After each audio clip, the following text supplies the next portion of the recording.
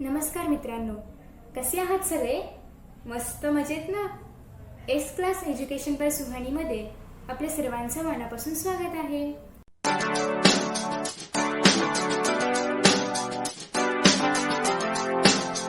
आज आपण पाहणार आहोत इयत्ता 6वी इतिहास पाठ 8वा मौर्य साम्राज्यानंतरची राज्ये. पाठाच्या सुरुवातीलाच आपल्याला इथे भारताचा नकाशा दाखवला आहे आणि त्यामध्ये इसवी सन 4थ्या ते 6व्या शतकातील भारत दाखवलेला आहे. या पाठामध्ये आपण पाहणार आहोत शुंग घराणे, इंडो ग्रीक राजे, कुशाण राजे, गुप्त राजघराणे, वर्धन राजघराणे, ईशान्य भारतातील राजसत्ता.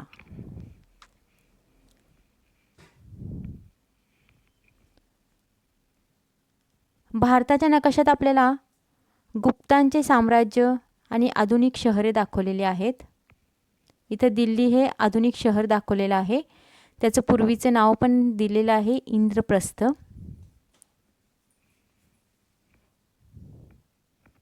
तसेच यामध्ये आपल्याला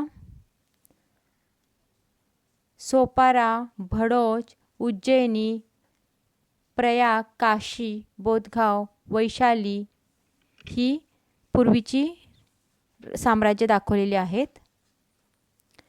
आता आपण पाहूया शुंग घराणे. सम्राट अशोकानंतर मौर्य सत्तेचे सामर्थ्य कमी होत गेले. शेवटच्या मौर्य राजाचे नाव बृहद्र असे होते. मौर्याचा सेनापती पुष्यमित्र शुंग याने बंड करून बृहद्र्याची हत्या केली आणि तो स्वतः राजा झाला. सम्राट अशोकानंतर काय झालं? मौर्य सत्तेचे सामर्थ्य कमी होत गेले आणि शेवटचा मौर्य राजा होता त्याचं नाव होतं बृहद्र आणि त्या मौर्यांचा सेनापती होता त्याचं नाव होतं पुष्यमित्र शुंग. याने काय केलं? बंड केलं आणि हा मौर्य राजांचा शेवटचा राजा जो होता बृहद्र याची हत्या केली आणि तो स्वतः राजा झाला. कोण? पुष्यमित्र शुंग. आता आपण पाहूया इंडो ग्रीक राजे. या काळात भारतीय उपखंडाच्या वायव्य प्रदेशामध्ये ग्रीक राज्यांची छोटी छोटी राज्य होती. त्या राज्यांना इंडो ग्रीक राजे असे म्हटले जायचे. या काळामध्ये भारतीय उपखंडाच्या वायव्य प्रदेशामध्ये ग्रीक राज्यांची कशी छोटी छोटी राज्य होती, मग त्या राजांना म्हणायचं इंडो ग्रीक राजे. प्राचीन भारतीय नाण्यांच्या इतिहासात या राज्यांची नाणे अत्यंत महत्त्वाची आहेत. एका बाजूवर राजाचे चित्र आणि दुसऱ्या बाजूला देवतेचे चित्र अशा पद्धतीची नाणी बनवण्यात त्यांची परंपरा होती. ती पुढे भारतात रुजली. इंडो ग्रीक राजांमध्ये मिनॅडर हा राजा प्रसिद्ध असून त्याने नागसेन या बौद्ध भिक्खूबरोबर बौद्ध तत्त्वज्ञानाची चर्चा केली होती. मिनॅडर म्हणजेच मिलिंद.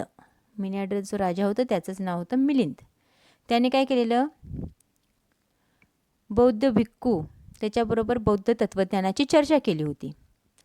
त्याने भिक्खू नागसेन यांना विचारलेल्या प्रश्नातून मिलिंद पद्म या ग्रंथाची निर्मिती झाली. पद्म याचा पाली भाषेतील शब्दाचा अर्थ प्रश्न असा होतो. इंडो ग्रीक राजे. भारतीय उपखंडाच्या वायव्य प्रदेशामध्ये ग्रीक राज्यांची छोटी छोटी राज्य होती आणि त्या राज्यांना म्हणायचे इंडो ग्रीक राजे. प्राचीन भारतीय नाण्यांच्या इतिहासामध्ये या राज्यांची नाणी कशी होती? अत्यंत महत्त्वाची होती. त्यांच्या नाण्यावरती कसं होतं? एका बाजूवर राजाचे चित्र आणि दुसऱ्या बाजूला देवतेचे चित्र अशा पद्धतीची नाणी बनवण्याची त्यांची परंपरा होती आणि पुढे भारतात ती रुजली गेली. मग इंडो ग्रीक राजांमध्ये मिनॅडर हा राजा होता, त्याचंच दुसरं नाव होतं मिलिंद. त्याने काय केलेलं? नागसेन या बौद्ध भिक्खूबरोबर बौद्ध तत्त्वज्ञानाची चर्चा केली होती. त्याने भिक्खू नागसेन यांनी विचारलेल्या प्रश्नातून मिलिंद पद्म हा या ग्रंथाची निर्मिती झाली आणि पद्म याचा पाली भाषेतील शब्दाचा अर्थ प्रश्न असा होतो. इथे आपल्याला मिनॅडरचे चांदीचे नाणे दाखवलेले आहेत. त्याच्या दोन्ही बाजून दाखवलेले आहेत. एका बाजूवरती राजाचं चित्र आणि दुसऱ्या बाजूवरती देवतेचं चित्र. आता आपण पाहूया कुशाण राजे. भारतीय भारतामध्ये निरनिराळ्या लोकांच्या टोळ्या बाहेरून सतत येत राहिल्या. त्यामध्ये मध्य आशियातून आलेल्या कुशाण नावाने ओळखल्या जाणाऱ्या टोळ्या होत्या. इसवी सनाच्या पहिल्या शतकात वायव्येकडील प्रदेशात आणि काश्मीरमध्ये त्यांनी राज्य स्थापन केले. भारतात सोन्याची नाणी पाडण्याची सुरुवात कुशाण राजांनी केली. नाण्यावर गौतम बुद्ध आणि विविध भारतीय देवता यांच्या प्रतिमा वापरण्याची प्रथा कुशाण राजांनी सुरू केली. कुशाण राजा कनिष्क याने साम्राज्याचा विस्तार केला. आपण पाहूयात कुशाण राजे. भारतामध्ये काय झालेलं, निरनिराळ्या लोकांच्या बाहेरून सतत टोळ्या येत राहिल्या. आपण ते पाहिलेच आहे. व्यापाराच्या निमित्ताने वगैरे असे बाहेरून लोक येतच होते. मग त्यामध्ये काय झालं, मध्य आशियातून आल्याने कुशाण नावाने ओळखल्या जाणाऱ्या टोळ्या होत्या. मग इसवी सनाच्या पहिल्या शतकामध्ये वायव्येकडील प्रदेशात आणि काश्मीरमध्ये त्यांनी राज्य स्थापन केले. कुशाण नावाने ज्या टोळ्या आल्या होत्या त्यांनी काय केलेलं, पहिल्या शतकामध्ये वायव्येकडील प्रदेश आणि काश्मीरमध्ये राज्य स्थापन केले. मग भारतात सोन्याची नाणी पाडण्याची सुरुवात कुशाण राजांनी केली. मग नाण्यावरती त्याच्या नाण्यावरती काय गौतम बुद्ध आणि विविध भारतीय देवता यांच्या प्रतिमा वापरण्याची त्यांनी ही कुशाण राजांनी पद्धत सुरू केली, प्रथा सुरू केली. आणि कुशाण राजा कनिष्क याने साम्राज्याचा विस्तार केला. आता आपण पाहूया सम्राट कनिष्क, जो कुशाण राजा होता तो. कनिष्काचे साम्राज्य पश्चिमेला काबूलपासून पूर्वेला वाराणसीपर्यंत पसरलं होतं. काबूल ते वाराणसीपर्यंत सम्राट कनिष्कने आपले साम्राज्याचा विस्तार केला होता. कनिष्काची सोन्याची आणि तांब्याची नाणी सापडली आहेत. कनिष्काच्या काळात बौद्ध धर्माची 4थी परिषद काश्मीरमध्ये भरवण्यात आली होती. कनिष्काने काश्मीरमध्ये कनिष्कपूर हे शहर वसवले होते. श्रीनगरजवळ असलेले कामपूर नावाचे गाव म्हणजेच कनिष्कपूर असावे. कनिष्काच्या काळात अश्वघोष हा कवी होऊन गेला. त्याने बुद्धचरित आणि वज्रसूची हे ग्रंथ लिहिले. कनिष्काच्या दरबारात चरक हा प्रसिद्ध वैद्य होता. सम्राट कनिष्क जो कुशाणचा राजा होता त्याने काय केलेलं, आपल्या साम्राज्याचा विस्तार पश्चिमेला काबूल ते पूर्वेला वाराणसीपर्यंत पसरवला होता साम्राज्याचा विस्तार. मग कनिष्कांनी काय केलेलं, सोनाची नाणी ताण्याची नाणी त्यावेळची सापडलेली आहेत कनिष्काच्या काळची. मग त्याने कनिष्काच्या काळात काय होतं तर बौद्ध धर्माची 4थी परिषद काश्मीरमध्ये भरवण्यात आली होती. कनिष्काने काश्मीरमध्ये कनिष्कपूर हे शहर वसवले होते. ते आज श्रीनगर जवळ असणारे कामपूर हे नावाचे जे गाव आहे तेच म्हणजे कनिष्कपूर असावे असा अंदाज आहे. कनिष्काच्या काळात अश्वघोष हा कवी होऊन गेला.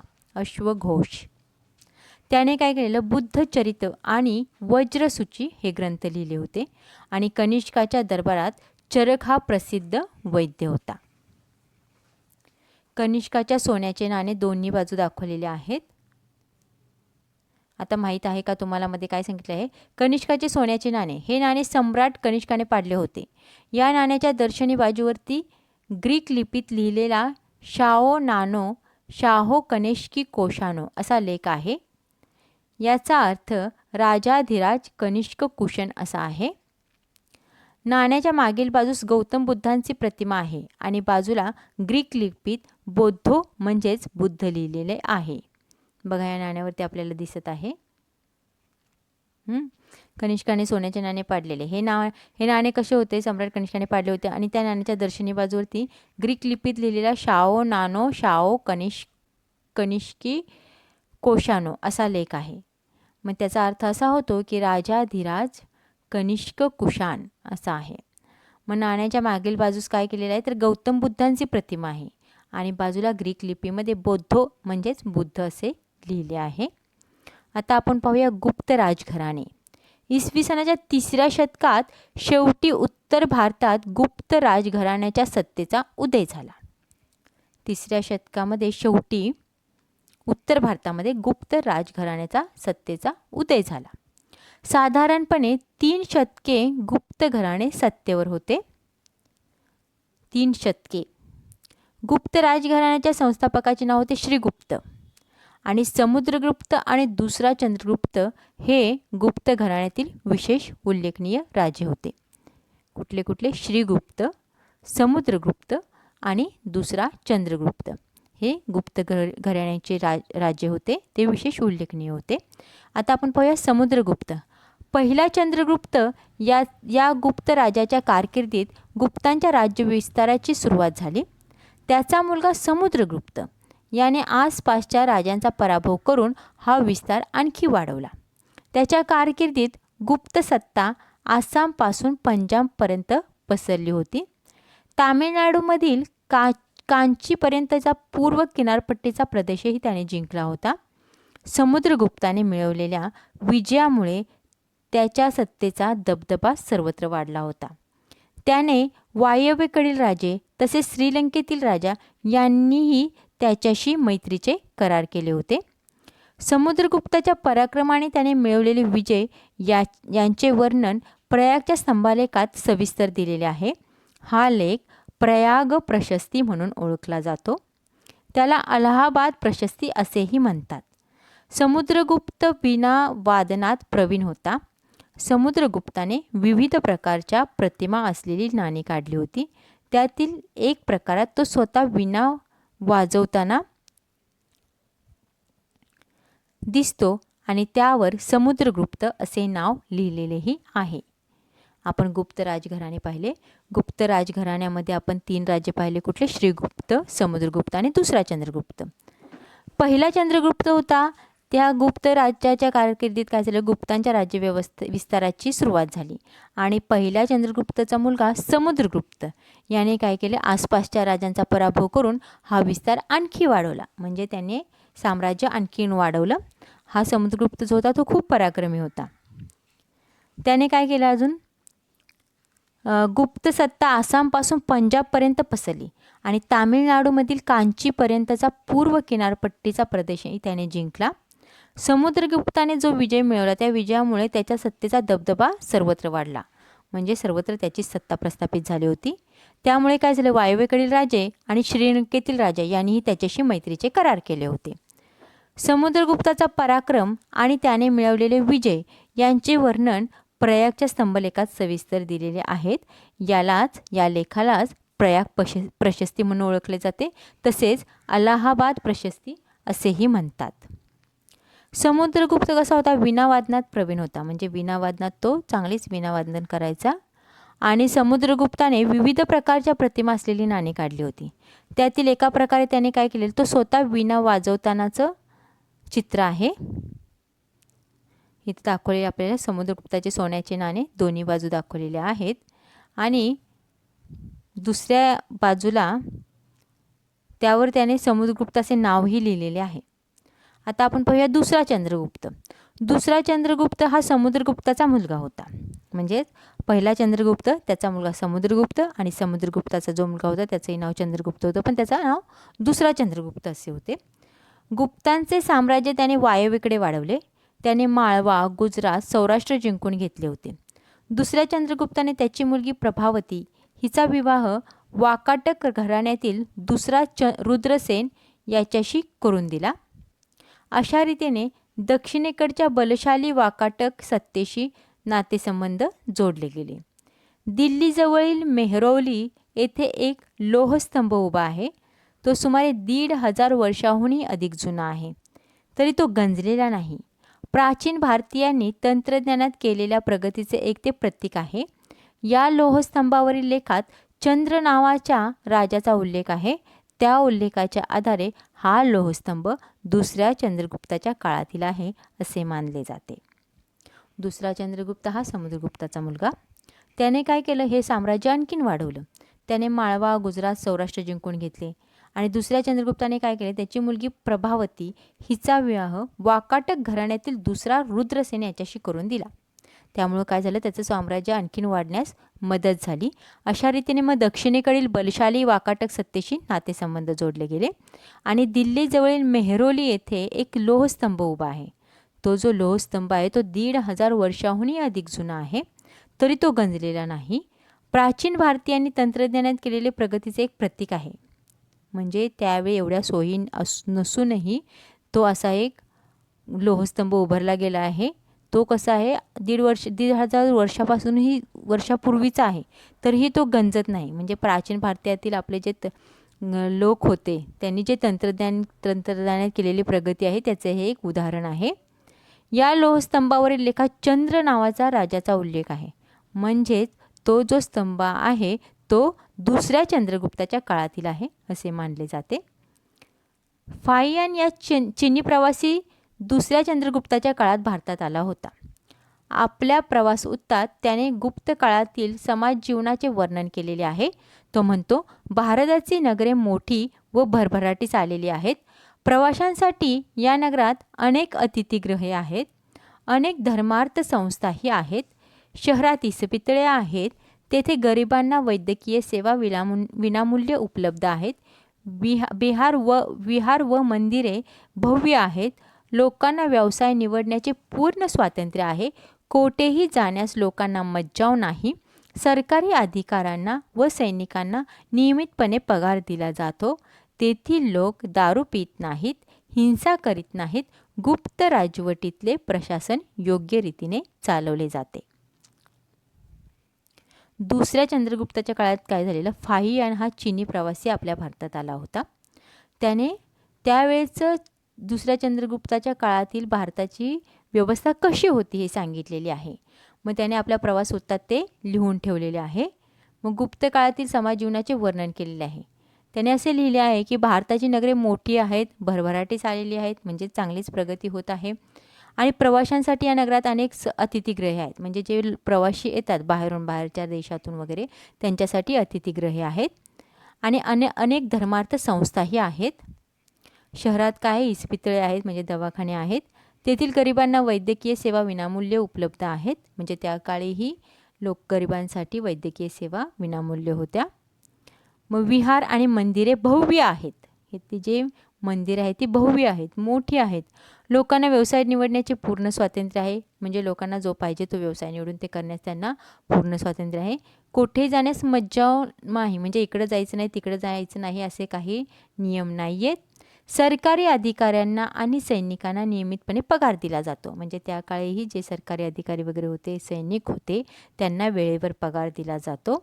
आणि तेथील लोक दारू पित नाहीत, म्हणजे तेथील लोक निर्व्यसनी आहेत, हिंसा करीत नाहीत, म्हणजे सगळे अहिंसक आहेत.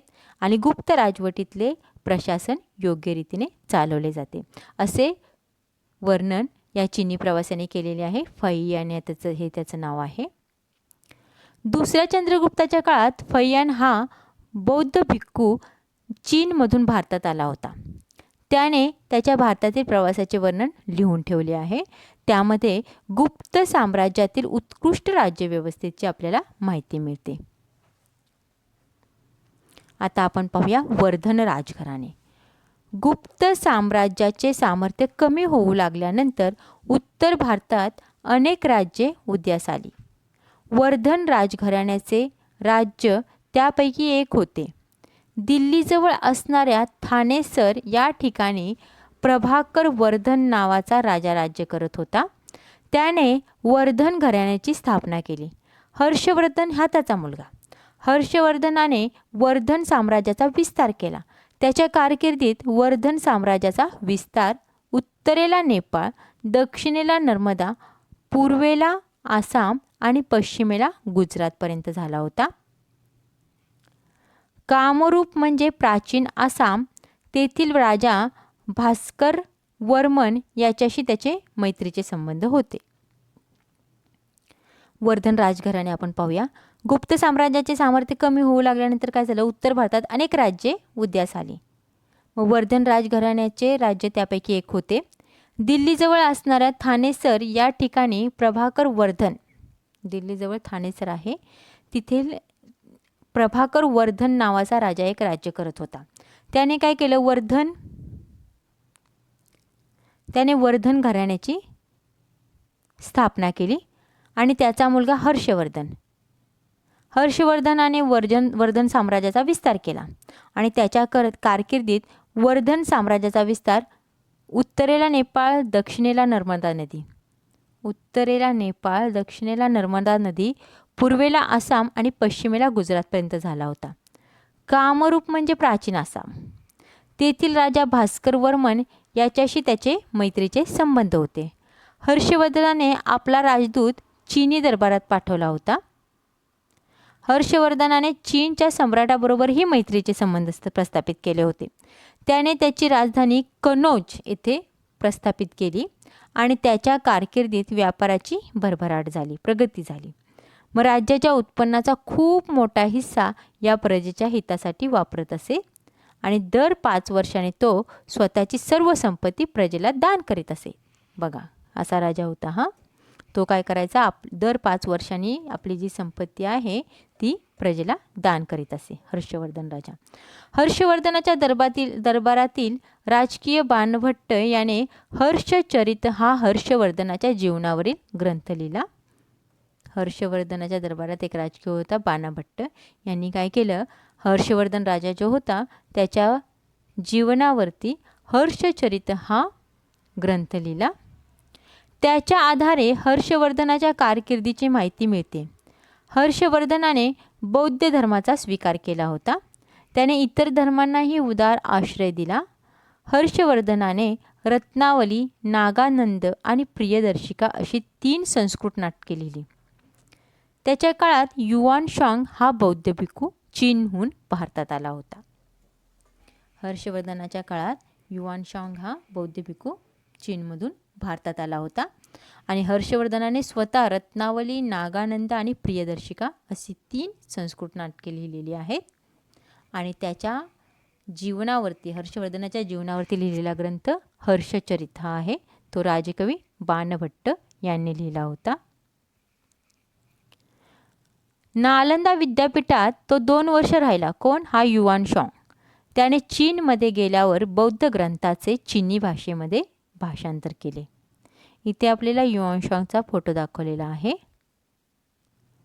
युआन शांग हा भारतभर फिरला. त्याने महाराष्ट्रातील लोकांविषयी मोठे गौरवपूर्व उद्गार काढले आहेत. तो म्हणतो, महाराष्ट्राचे लोक मानी आहेत. कोणी उपकार केले तर ते नेहमी स्मरतात, पण जर कोणी त्यांचा अपमान केला तर ते गय करत नाहीत. संकटात सापडलेल्या माणसांना आपल्या प्राणाचीही पर्वा न करता ते मदत करतात. शरण आलेल्यास ते अपाय करत नाहीत.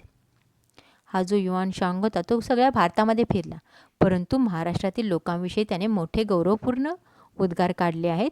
तो म्हणतो, महाराष्ट्राचे लोक असे मानी आहेत.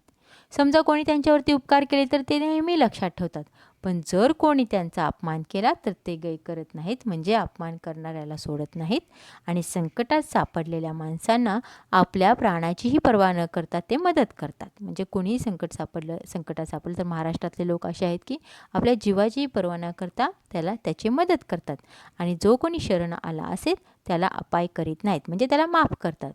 असे उद्गार युआन शांग याने महाराष्ट्रातील लोकांच्याबद्दल काढलेले आहेत, गौरवपूर्ण वर्गात काढलेले आहेत त्याने. इथे आपल्याला नालंदा विद्यापीठाचा फोटो दाखवलेला आहे. आता आपण पाहूया ईशान्य भारतातील राज्यसत्ता. ईशान्य भारतातील मणिपूर प्रदेशातील उलुपी या राजकन्येचा अर्जुनाबरोबर विवाह झाल्याची कथा महाभारतात आली आहे. मणिपूर प्रदेशातील उलुपी या राजकन्येचा अर्जुनाबरोबर विवाह झालेली कथा महाभारतात आहे. कामरूप हे राज्य इसवी सनाच्या 4थ्या शतकात उदयास आले. पुष्यवर्मन हा कामरूप राजाचा संस्थापक होता. समुद्रगुप्ताच्या अलाहाबाद येथील स्तंभालेखात त्याचा उल्लेख केलेला आहे. कामरूपच्या राजाचे अनेक कोरीव लेख उपलब्ध आहेत. महाभारत आणि रामायण या महाकाव्यामध्ये कामरूपचा उल्लेख प्राग्ज्योतिष असा या नावाने केलेला आहे. प्राग्ज्योतिषपूर ही त्या राज्याची राजधानी होती. प्राग्ज्योतिषपूर म्हणजे आजचे आसाम राज्यातील गुवाहाटी शहर. Periplus of the Erythraean sea या पुस्तकात त्याचा उल्लेख किरादिया म्हणजेच किरात लोकांचा प्रदेश असा केला आहे.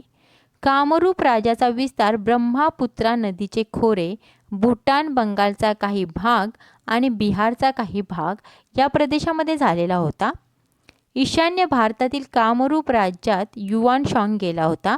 त्यावेळी भास्कर वर्मन हा तेथील राजा होता. ईशान्य भारतातील राज्यसत्ता आपण पाहूया. ईशान्य भारतातील मणिपूर प्रदेशातील उलुपी या राज्यकन्येचा अर्जुनाबरोबर विवाह झाला होता अशी महाभारतात कथा आहे. मग कामरूप हे राज्य त्यावेळी इसवी सनाच्या 4थ्या शतकात उदयास आलेले होते. पुष्यवर्मन हा या कामरूप राज्याचा संस्थापक होता. मग समुद्रगुप्ताच्या अलाहाबाद येथील स्तंभालेखात त्याचा उल्लेख केलेला आहे. कामरूपच्या राजाचे अनेक कोरीवलेख उपलब्ध आहेत. महाभारत आणि रामायण या महाकाव्यामध्ये कामरूपचा उल्लेख प्राग्यज्योतिष या नावाने केलेला आहे. महाभारतात आणि रामायणामध्ये हा कामरूप जो राजा आहे त्याचा उल्लेख केलेला आहे, पण त्याचा उल्लेख इथे प्राग्ज्योतिष या नावाने केलेला आहे. आणि प्राग्ज्योतिषपूर ही त्या राज्याची राजधानी होती. मग प्राग्ज्योतिषपूर म्हणजे आजचे आसाम राज्यातील गुवाहाटी शहर. Periplus of the Erythraean sea या पुस्तकात त्याचा उल्लेख किरादियाचा अर्थ आहे किरात लोकांचा प्रदेश असा केला आहे. कामरूप राज्याचा विस्तार ब्रह्मपुत्रा नदीचे खोरे, भूटान आणि बंगालचा काही भाग आणि बिहारचा काही भाग या प्रदेशामध्ये झालेला आढळतो. ईशान्य भारतातील कामरूप राज्यात युआनशांग गेला होता. त्यावेळी भास्कर वर्मन हा तेथील राजा होता. या पाठात आपण मौर्यानंतरच्या काळातील उत्तर भारत आणि तेथील विविध राज्यसत्तांचा परिचय करून घेतला. तसेच त्या सुमारास ईशान्य भारतात काय परिस्थिती होती तेही पाहिले. आणि आता आपण पुढील पाठात आपण त्याच सुमारास दक्षिण भारतात असलेल्या राज्यसत्तांचा परिचय करून घेणार आहोत. इथे आपल्याला थोडीशी एक्स्ट्रा माहिती दिलेली आहे. भारतीय परंपरेनुसार प्राचीन काळी काश्मीरचे नाव कश्यपपूर असे होते. ग्रीक इतिहासकारांनी त्याचा उल्लेख कॅस्पॅटिरॉक आणि कॅस्पेरिया असा केला आहे. महाभारत काळात कांबोज घराण्याचे राजे तेथे राज्य करत असल्याचा उल्लेख येतो. आणि सम्राट अशोकाच्या काळात काश्मीर मौर्य साम्राज्यात समाविष्ट झाले होते. इसवी सनाच्या 7व्या शतकात करकोट घराण्याचे राज्य काश्मीरमध्ये होते. कल्लनाने त्याच्या राजतरांगिणी या ग्रंथात त्याची माहिती दिलेली आढळते. आपल्या भारतीय परंपरेनुसार कसं आहे, प्राचीन काळी काश्मीरचे नाव काय होते, कश्यपपूर असे होते. मग ग्रीक इतिहासकारांनी त्याचा उल्लेख काय केलेला आहे तर कॅस्पॅटिरॉक आणि कॅस्पेरिया असा उल्लेख केला आहे काश्मीरचा. महाभारत काळात कांबोज घराण्याचे राजे तिथे राज्य करत असल्याचा उल्लेख आहे म्हणजे काश्मीरवरती. सम्राट अशोकाच्या काळात काश्मीर मौर्य साम्राज्यात समाविष्ट झाले होते. आणि इसवी सनाच्या 7व्या शतकात करकोट घराण्याचे राज्य काश्मीरमध्ये होते. कल्लनाने त्याच्या राजतरांगिणी या ग्रंथात त्याबद्दल माहिती दिलेली आहे. तर आपला हा पाठ इथे संपलेला आहे. धन्यवाद. मित्रांनो, तुम्हाला जर हा व्हिडिओ आवडला असेल ना तर नक्कीच व्हिडिओला लाईक करा, शेअर करा. त्याचबरोबर यांसारखे नवनवीन व्हिडिओज पाहण्यासाठी चॅनलला सबस्क्राईब करा आणि नोटिफिकेशन बेल आयकॉनवर क्लिक करा. म्हणजेच मी जेव्हा यांसारखे नवनवीन व्हिडिओज अपलोड करेन तेव्हा तुम्हाला त्याचं नोटिफिकेशन मिळत राहील. मित्रांनो, असेच छान आणि मस्त व्हिडिओ या चॅनलवरती अवेलेबल आहेत. चला तर मित्रांनो, आता या ठिकाणी आपण इथेच विश्रांती घेऊया. पुन्हा भेटूया नवीन पाठासोबत, नवीन व्हिडिओसोबत, नवीन टॉपिकसोबत. तोपर्यंत पाहत रहा S class education by Suhani, तेही सुहानी सूर्यवंशी या चॅनलवरती. So friends, thank you so much for watching this video. See you in next video.